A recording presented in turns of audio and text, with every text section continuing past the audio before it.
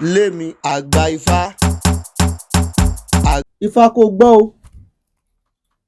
tó Ifá olókun asọ̀rọ̀ dáyẹ lórí ìpín àtúrẹ́ ẹni tí ò sún ọ̀ṣẹ́ Ifá bó bá jí ojí mímì rí òun lájọ́ múlẹ̀. ó wájú ọpọ́n ọgbọ́ ẹ̀yìn ọpọ́n ọgbọ́ o. ọlọ́ọ̀kúnlẹ̀kún ọlọ́ọ̀kànrẹ́ ló sì àárín ọpọ́n ń ta ọ̀run.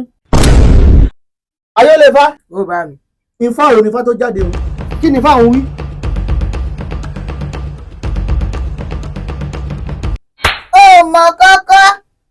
ó mọ kọ́kọ́ tí kò jápá dárí lọ bó ṣe rí rubbish.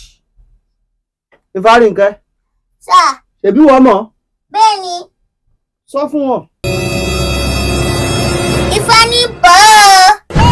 Ifá ní pé. bọ́ọ̀. Ifá ní pé. bọ́ọ̀. bẹ́ẹ̀ ni. Ifá ò ló bí pọ̀. Odù TikTok ni. Odù TikTok ló bí. bẹ́ẹ̀ ni. ọ̀dà kì í odù tó bí. Pawpaw is a kind of fruit, sweet like sugar, yellow like Fanta, everybody like pawpaw. pọ̀. bẹ́ẹ̀ ni. Ifá ní nǹkan. sà. Ifá ní nǹkan. sà. Ifá ní nǹkan. sà. ẹ̀mí lè mọ̀ pé ẹ́. ẹ̀mí ṣeun. mo fi Ifá mo fi búra o ò lè mọ fámọ́ láyé. Ifá TikTok lọ́dọ̀ ló ń kọ́.